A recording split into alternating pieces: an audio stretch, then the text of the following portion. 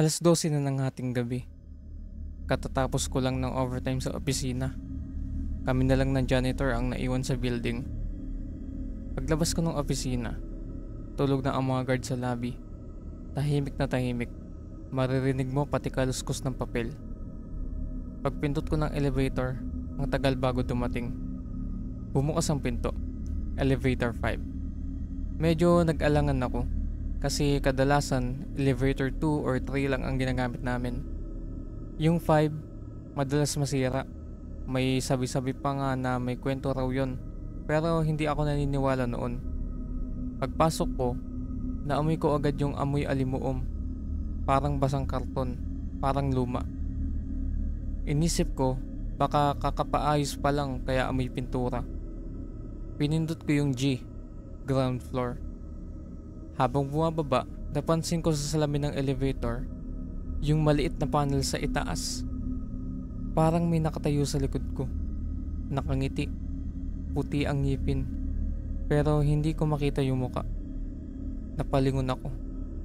Wala naman. Pinilit kong kumalma. Baka guni-guni lang dahil pagod ako. Pagdating sa 7th floor, biglang huminto ang elevator. Wala naman akong pinindot na 7. Bumukas ang pinto.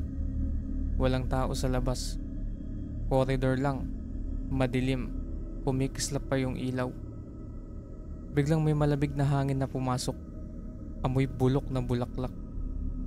Pilit kong pinindot uli yung G. Mabilis. Sunod-sunod. Bumaba ulit yung elevator. Pero hindi sa ground floor. Sa basement. Pagbukas ng pinto, madilim. Hindi ko makita kung ano ang nasa labas.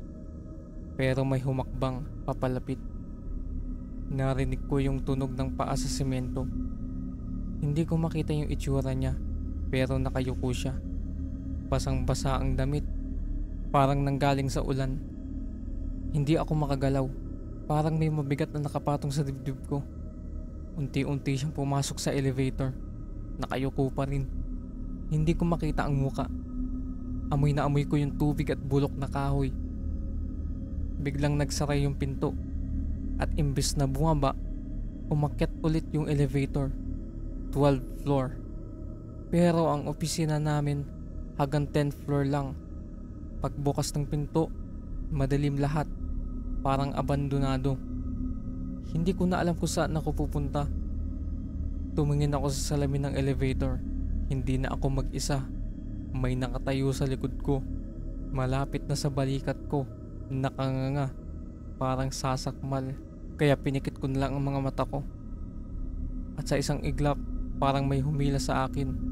Malamig, mabigat, parang hinihila pababa. Nagising ako. Nasa lobby na ako. Nakahandusay. Sabi ng guard, nakita raw niya akong nakasakay mag-isa sa elevator 5. Pero ayon sa record nila, matagal nang sira ang elevator 5. Hindi raw dapat gumagana yun.